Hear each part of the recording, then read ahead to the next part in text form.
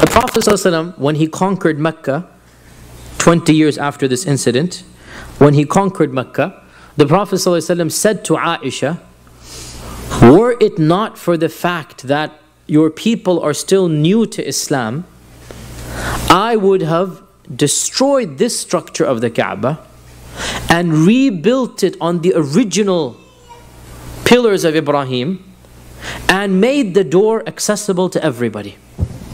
But if I were to do this, basically, the people would feel awkward because they're new to Islam, right? So if I were to do this, I mean, if I wanted to, I could, but I don't want to do it to cause problems to the new Muslims. Now, this hadith is a well-known hadith. It's reported in Sahih Bukhari. In the time of the early Umayyad dynasty, what happened was there was a lot of civil war going on, and one group led by Abdullah ibn Zubair, the companion, broke away from the Umayyad Empire, and they founded their own mini caliphate in Mecca. Abdullah ibn Zubair founded his own mini caliphate in Mecca. And this was at the time of the infamous Hajjaj Ibn Yusuf, the most tyrant ruler that the Ummah has ever seen. You think today's rulers are bad? Listen to what this guy did, you know, amazing stuff. So that was during the time of Hajjaj Bin Yusuf. So Abdullah ibn Zubayr took over the Kaaba, and he was a pious Sahabi, he was a companion. And so when this hadith reached him, he destroyed the Kaaba and he rebuilt it like a rectangle, and he made the door back down to the earth. So he followed the hadith of the Prophet ﷺ. Then Hajjaj ibn Yusuf overtook Mecca again by throwing catapults into the Kaaba.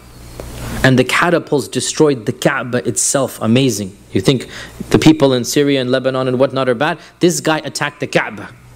And he destroyed the Kaaba because he wanted to get to Abdullah ibn Zubayr. And then he crucified, literally crucified on a plank in front of the Kaaba, Abdullah ibn Zubayr.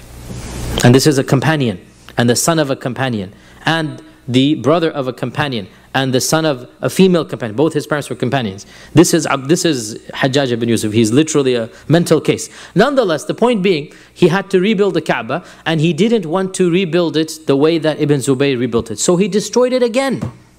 And he built it the way that the Jahili Arabs had built it. The square, with the hatim, with the door high up. And then it is reported that in the time of Imam Malik, the Khalifa at the time said to Imam Malik, why don't we go back and build it the way that Ibn Zubayr did it? Because isn't that what the Prophet ﷺ wanted? Imam Malik said, no, I don't want the Kaaba to become a toy that kings come along and they put their whims and desires on it. And this is what you call fiqh. This is what you call understanding. No, because this already happened to it, just leave it now.